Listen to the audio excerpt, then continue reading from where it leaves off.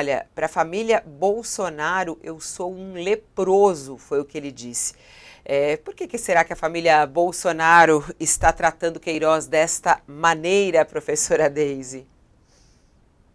Nossa, é impressionante como alguns personagens da política, eles estão sempre transitando, né? Eles desaparecem, mas eles voltam, e quando tu acha que não vai mais ouvir falar neles, eles aparecem. Eu acho que eu já falei sobre isso aqui, inclusive no UOL. Se tu me permite, Fabiola, eu vou indicar um livro chamado O Mínimo Eu, que é do Christopher Lasch. Aliás, o Christopher Lasch é um autor bem interessante para a gente entender a família Bolsonaro, né? Ele fala dessa cultura da sobrevivência. E o fato, em primeiro lugar, né, agora a família Bolsonaro, principalmente o ex-presidente Jair Bolsonaro, eles estão muito mais ocupados com a questão das joias e de todos os processos que estão tramitando, a questão do ex-presidente não ser elegível para 2026, né, isso acaba causando uma ruptura ali no bolsonarismo, mas não é uma característica do ex-presidente Jair Bolsonaro e nem da família Bolsonaro, quando eu falo família, ali são os filhos, de manifestar um apoio consciente a outras pessoas. Se a gente for parar para pensar na eleição de 2022, o presidente Jair Bolsonaro dificilmente ele se associou a candidatos a deputado estadual ou a deputado federal, porque não é uma característica. Aí eu vou usar aqui as palavras do Leste, mas é uma cultura de sobrevivência, e nessa cultura de sobrevivência importa a minha e a do meu clã mais próximo. Se a gente também for parar para pensar, durante os 27 anos de mandato parlamentar do ex-presidente Jair Bolsonaro, ele não foi um personagem que soube lidar ou soube atuar em bastidor. Toda a carreira política do Bolsonaro, principalmente os últimos anos, desde que ele começou a se cacifar para presidente, que isso começou lá em 2014, a principal característica do ex-presidente é agir sob os holofotes. E agora ele tem várias questões que diferenciam desses 30 anos de mandato público ou de vida pública, né? Ele está nos bastidores, ele não é elegível, ele não é um potencial personagem político para 2026. Então, obviamente, ele não sabendo lidar com o bastidor, ele muito menos ele vai tentar passar o legado político dele para um personagem tão controverso quanto o Queiroz, né? Ele não fez isso com outros personagens que tinham potencial eleitoral, imagina com um personagem tão ambíguo da política brasileira como é o Queiroz. Então, essa é uma característica. Até se tu me permite expandir um pouco aqui, até em relação ao Mauro Cid, essas questões, a delação do Mauro Cid, isso era uma coisa que a gente falava sempre, muito constantemente, que a gente previa, né, que o Mauro Cid ia acabar de alguma forma implicando o ex-presidente Jair Bolsonaro, porque a demora dele em falar era justamente por causa disso. Será que eu vou ter o apoio do ex-presidente? Será que ele vai me apoiar nessas delações? Será que eu, como uma pessoa que respeita a hierarquia, será que ele vai dar o braço dele para que eu siga em frente nessa caminhada? Como essa não é uma característica do Bolsonaro, ele vai lá e faz a delação. Vale o mesmo raciocínio para o Queiroz. Não é uma característica do ex-presidente apoiar ninguém ou construir um legado político. Vide toda essa questão em torno da Michelle Bolsonaro, né? Que as pessoas estão falando, a Michelle pode ser um potencial nome para 2026, mas o próprio ex-presidente já tem sinalizado ali que não, que ele tem essas dificuldades em articular em bastidor, em construir um legado político, porque ele é o personagem principal da sobrevivência dele. Né? Então, não surpreende que ele não dê a mínima sinalização, ainda mais para um personagem como Queiroz, né? A gente não pode esquecer, né, Josias, que o Queiroz, ele não pode ser esquecido pela polícia, né, e pelas investigações que precisam ser feitas, né? Ele ficou conhecido pelo esquema de rachadinha, justamente quando o Flávio era deputado estadual, e eles são acusados de desviar salários dos assessores na Assembleia Legislativa do Rio de Janeiro, que até hoje não tem uma resposta a respeito disso, né, Josias? E não tem resposta, Fabiola, porque os tribunais superiores de Brasília, o Superior Tribunal de Justiça e o Supremo Tribunal Federal, eles enterraram provas vivas nesse caso da rachadinha do Flávio Bolsonaro. Por isso, como o caso foi sedado, as provas foram retiradas do caminho, o Bolsonaro pode se dar o luxo de ignorar o Fabrício Queiroz.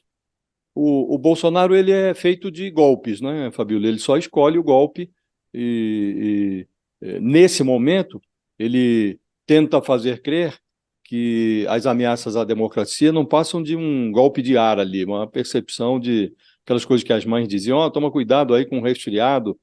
Ele nega que tenha tentado dar um golpe contra a democracia. Todo mundo sabe que ele tentou. Antes disso, ele deu um golpe do baú, né? Ele declarou amor à pátria e se casou com o déficit público. Então, a família dele é feita de rachadinhas. Eles enriqueceram na base da rachadinha, compraram imóveis em dinheiro vivo. E agora, em relação ao Queiroz, ele se sente à vontade para dar o velho golpe do Bolsonaro, que é o golpe do João sem braço. Sempre que algum acólito dele, algum cúmplice dele fica em apuros, ele dá uma atenção, enquanto o caso requer atenção, mas se o caso deixa de preocupá-lo, como é o caso das rachadinhas, porque o Supremo, a segunda turma do Supremo, no movimento liderado ali pelo Gilmar Mendes, antes dele, o Superior Tribunal de Justiça, eles enterraram as provas do caso da rachadinha. Então, o Bolsonaro pode agora se dar ao luxo de tratar o Fabrício Queiroz como um João Ninguém. E até hoje, Fabíola, se você for atrasar o relógio, até hoje ele não respondeu a pergunta essencial, né? Quem depositou dinheiro, aqueles 89 mil reais que caíram na conta de onde veio o dinheiro, né? Quem depositou foi o Fabrício Queiroz, a mulher dele, depositaram na conta da Michele. Até hoje não foi respondida essa pergunta, de onde veio esse dinheiro?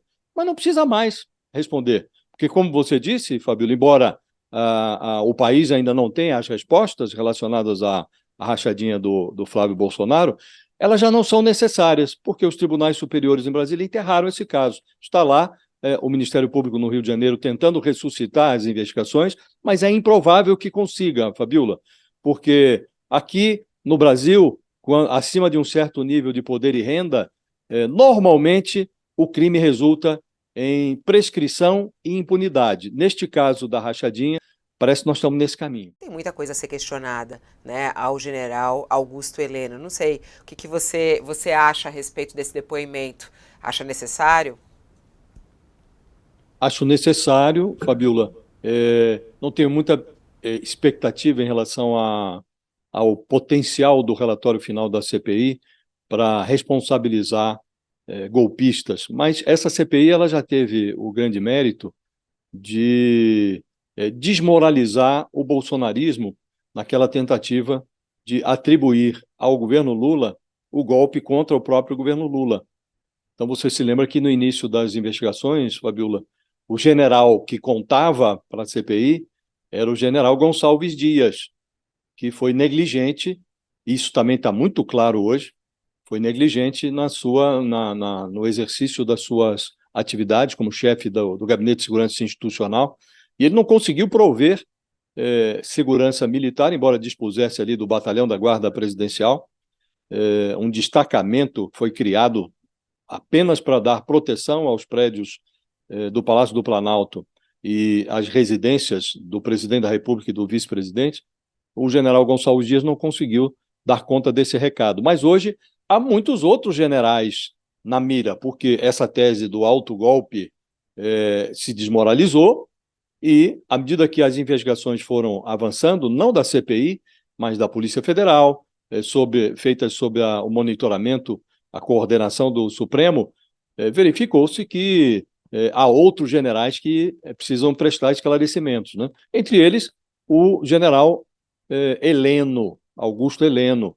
O Heleno deixou lá alguns quinta-colunas que estavam ali na equipe do Gonçalves Dias, justamente para impedir que as coisas funcionassem adequadamente. E o Gonçalves Dias foi inepto, foi incompetente, porque não afastou esses oficiais. Mas hoje, o desafio da CPI é muito maior, porque com a delação do Mauro Cid e a revelação feita aqui pelo Aguirre Talento, repórter aqui do UOL, o trecho da delação que trata do capítulo militar ali, o Mauro Cid contou que houve reunião do Bolsonaro. Nessa reunião ele consultou os comandantes militares sobre a hipótese de dar um golpe no Brasil. Efetivamente, houve essa consulta, havia uma minuta de golpe. Então, há hoje, Fabio, nesta terça-feira, no dia em que será inquirido ali na CPI o Augusto Heleno, a CPI vai votar alguns requerimentos de convocação que incluem os ex-comandantes. O ex-comandante da Marinha, o almirante Garnier, que, segundo o Mauro Cid, se prontificou a acompanhar o Bolsonaro no golpe, apoiou a iniciativa do Bolsonaro. Há também requerimentos para convocar o ex-comandante do Exército e o ex-comandante da Aeronáutica. O ex-comandante do Exército é o Marco Antônio Freire Gomes e o brigadeiro Carlos de Almeida Batista Júnior, que é o ex-comandante da Aeronáutica.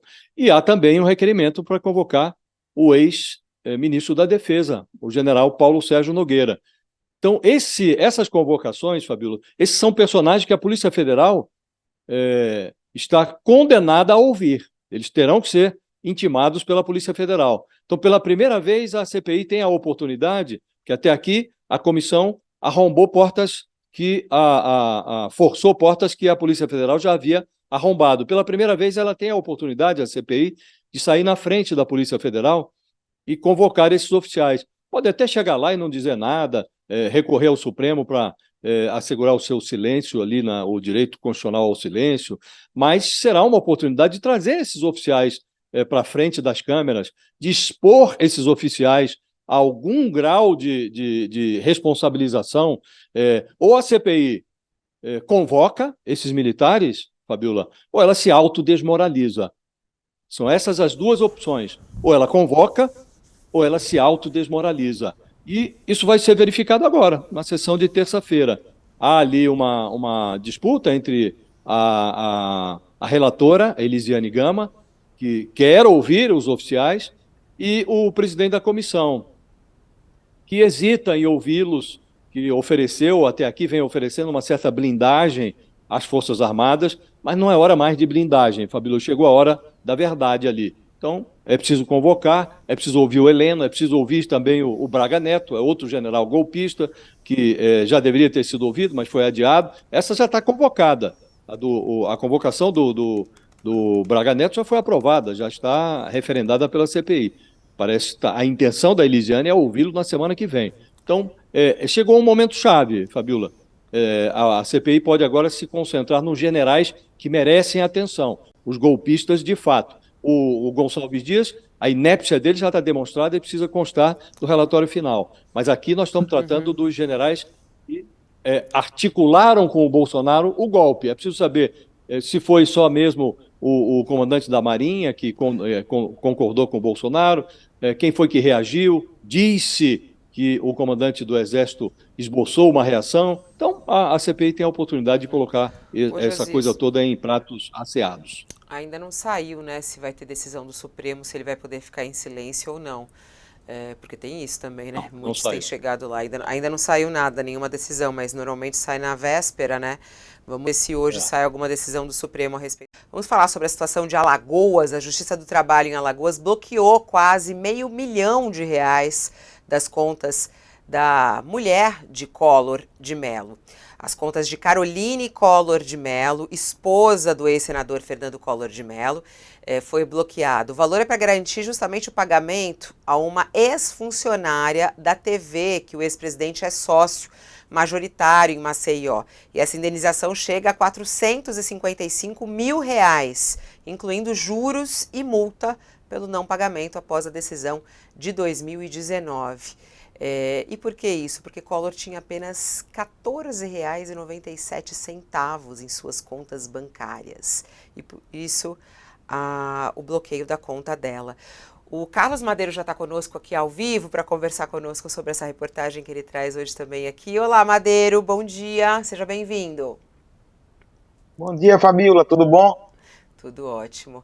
Queria te ouvir, R$14 na conta de Collor, é isso? É o que tinha lá? É isso, Fabíola. O que acontece é que o Collor tem um processo aqui, né, com as empresas dele, da família dele, a organização Arnon de Mello, passa por um processo aí desde 2019 de recuperação judicial. E dentro desse processo ainda não houve uma definição, porque houve uma apresentação de um plano, ele foi aprovado, mas a credores e o próprio MP identificaram algumas suspeitas de problemas que poderiam até ser crimes falimentares e pediu-se a abertura de um inquérito policial. Detalhe que esse inquérito já foi pedido aí, orientado a ser aberto há mais de um ano e ainda não se tem notícia desse inquérito. Só que, paralelamente a essa recuperação judicial, existem credores que tinham sentença já transitada em julgada, né, que você tinha na Justiça do Trabalho de valores altos. Essas pessoas estão procurando agora tentar, como não houve pagamento sentenciado, né, daquilo que foi acordado na sentença, os valores em acordo, que teria parcelas, e nenhuma delas foi honrada, essas pessoas estão procurando agora aquela coisa de tirar da pessoa jurídica para a pessoa física, ou seja, desconstitucionaliza a pessoa jurídica, a personalidade jurídica, transferindo para os sócios proprietários o dever de pagar a conta. Já existe isso em alguns processos, só que o Collor era o responsável, junto com com a irmã dele, que é viva, e com o espólio dos irmãos que já morreram. Só que num dos casos, já transitado em julgado, uma ex-funcionária conseguiu com que a esposa do Collor, como não foi achado nada na conta dele, fosse bloqueado esse valor. Outros funcionários, ex-funcionários, estão tentando, né, uma série de problemas em pagamentos de FGTS, de INSS, de salários até sem a indenização correta por demissão.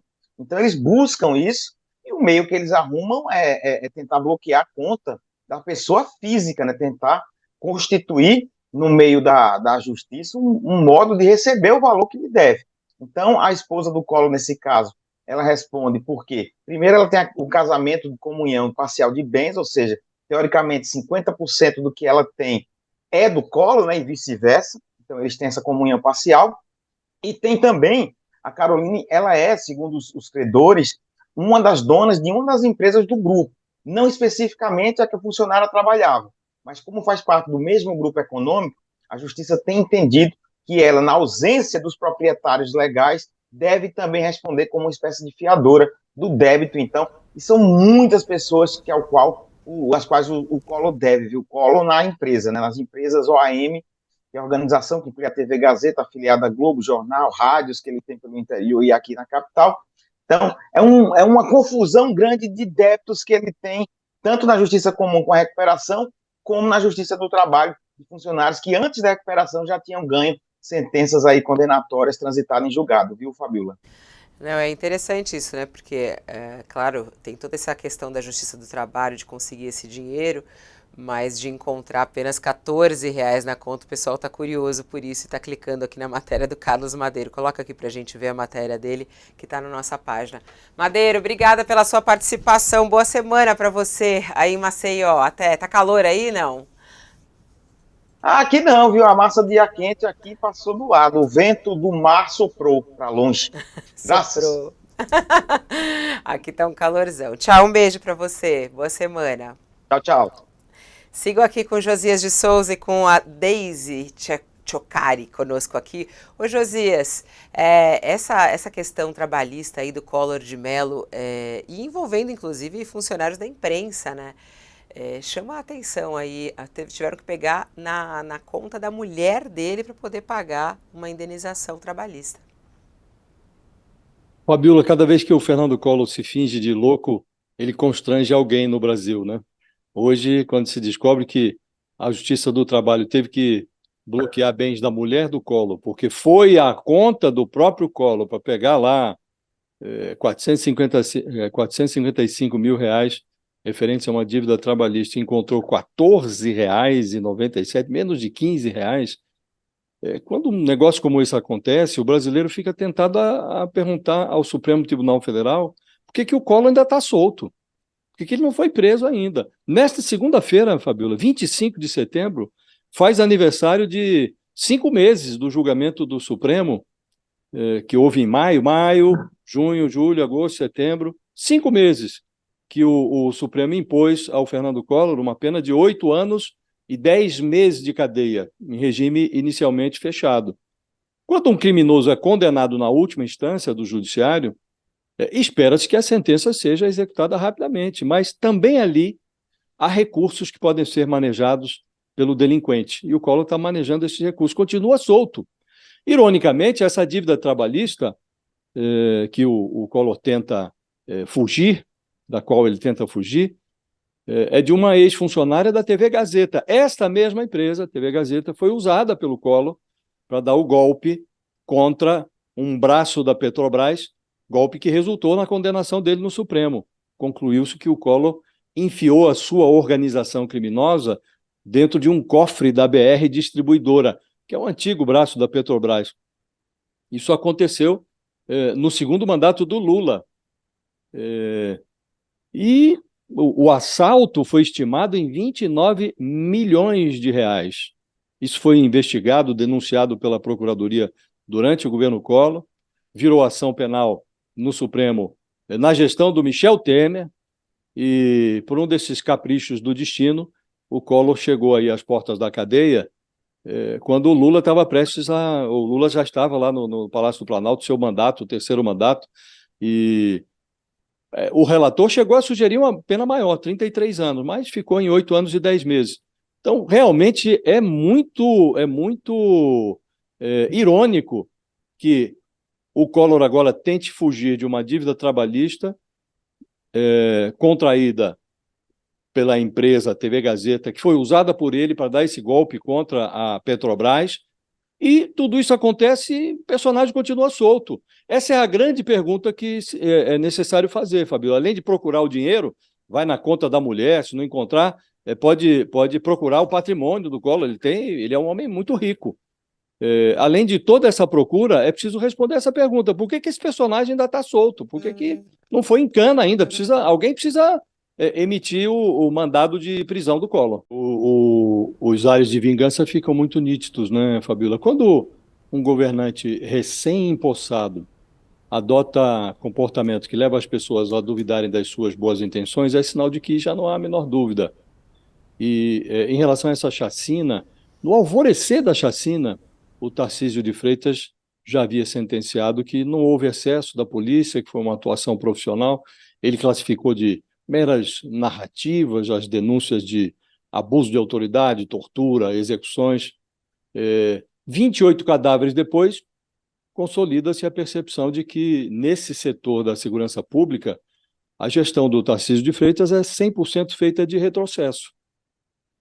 Antes do Tarcísio, a política do uso de câmeras nos uniformes de policiais revelou-se uma providência de rara eficácia. Entre 2019 e 2022, os batalhões com câmeras em São Paulo registraram uma queda de 76,2% na letalidade dos PMs em serviço. O número de policiais mortos também caiu. Caiu de 18 em 2020 para meia dúzia, 6 em 2022. Os defensores públicos e os promotores tinham acesso rápido às imagens. A partir do Tarcísio de Freitas, isso tudo mudou. Na matança do Guarujá, hoje o UOL está informando aí, nessa bela reportagem do Adorno, que só 7 filmagens foram enviadas ao Ministério Público. E dessas 7, só 3 exibem cenas de confronto e com imagens sem nitidez, imagens inservíveis. Os relatos colecionados pelo repórter do UOL, pelo Adorno, eles potencializam evidências que já haviam sido recolhidas pela ouvidoria, pela promotoria.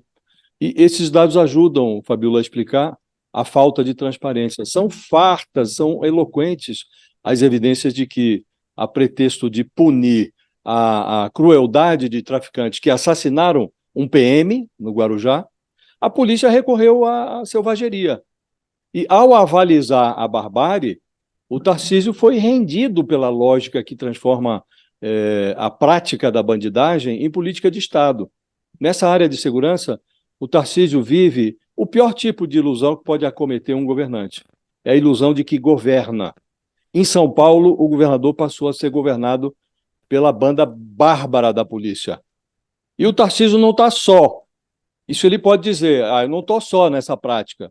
Numa evidência de que a incivilidade não tem ideologia, a polícia do governo petista da Bahia produziu 20 cadáveres só na semana passada. E também na cena federal, o governo Lula é constrangido a investigar o assassinato de uma menina de 3 anos por uma equipe da Polícia Rodoviária Federal, e disparou a esmo numa ação no Rio de Janeiro. Então, por mal dos pecados, Fabiola, a gente deve reconhecer também, para ser bastante justo, que o problema não é só dos governos. Parte da sociedade brasileira endossa essa violência policial. No Brasil, o culto à tese segundo a qual bandido bom é bandido morto continua dando votos, a despeito de vítimas inocentes que vão ficando pelo caminho. Então, é um problema generalizado, Fabiola. A gente está vivendo um surto de incivilidade que não vai ser resolvido com providências fáceis. O caminho é longo, é árduo, e, infelizmente, São Paulo, que estava numa boa trilha, experimenta agora um retrocesso esplendoroso no governo do Tarcísio de Freitas.